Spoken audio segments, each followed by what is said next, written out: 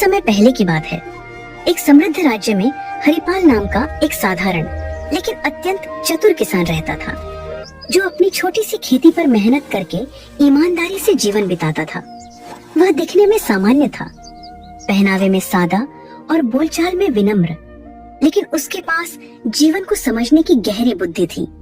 इसलिए गांव के लोग अपने झगड़े, फैसले और समस्याएं उसी से पूछते थे। उसी राज्य के राजा वीरसेन न्यायप्रिय और विद्वान थे, पर उनके मन में एक चिंता थी कि आजकल लोग केवल किताबों का ज्ञान दिखाते हैं, जबकि सच्ची बुद्धि बहुत कम लोगों में होती है। इसलिए उन्होंने यह निश्चय किया कि वह पूरे राज्य में सबसे चतुर व्यक्ति को खोजेंगे। राजा ने घोषणा करवाई कि जो व्यक्ति उनकी परीक्षा में सफल होगा, उसे सम्मान और पुरस्कार मिलेगा। बड़े बड़े विद्वान, व्यापारी और चालाक लोग राजधानी पहुंचे, पर हरिपाल शुरू में नहीं गया, क्योंकि उसे न इनाम का लालच था और न दरबार की चाह। लेकिन गांव वालों के आग्रह पर वह साधारण वस्त्र पहनकर राजा के सामने उपस्थित हुआ। राजा ने पहली परीक्षा में एक पत्थर और लकड़ी का टुकड़ा दिखाकर पूछा कि इनमें से अधिक उपयोगी क्या है।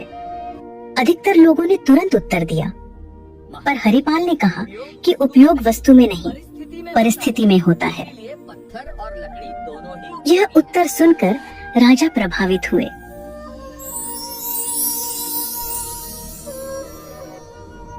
दूसरी परीक्षा में राजा ने पानी का घड़ा और सोने की थैली रखकर पूछा कि प्यासा मुसाफिर क्या चुनेगा। जहाँ लोग धन की ओर झुके, वहीं हरिपाल ने कहा, महाराज, जीवन रहेगा तभी धन काम आएगा। और राजा और प्रसन्न हो गए। अब तीसरी और सबसे कठिन परीक्षा आई।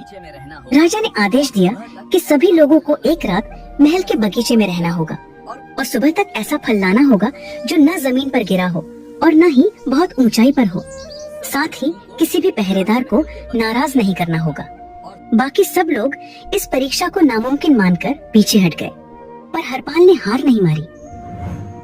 रात भर सोचने के बाद हरिपाल को समझ आया कि राजा ने यह नहीं कहा था कि फल केवल पेड़ से ही तोड़ा जाए, बल्कि यह कहा था कि फल न तो जमीन पर गिरा हो और न ही बहुत ऊंचाई पर हो।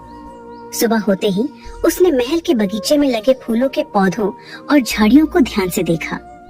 तभी उसकी नजर एक अंगूर की बेल पर गई, जो दीवार के सहारे छड़ी हुई थी। उस पर फल यानी अंगूर जमीन से ऊपर था, लेकिन किसी ऊंचे पेड़ पर नहीं। हरिपाल ने पहरेदारों से विनम्रता से पूछा कि क्या वह उस बेल के पास जा सकता है, क्योंकि वह राजा की आज्ञा का पालन कर रहा है। उसकी शांति, नम्रता और सच्चाई देखकर पहरेदारों ने उसे रोकने के बजाय रास्ता दे दिया। हरिपाल ने बिना किसी नियम को तोड़े बेल से फल तोड़ा और दरबार में ले आया।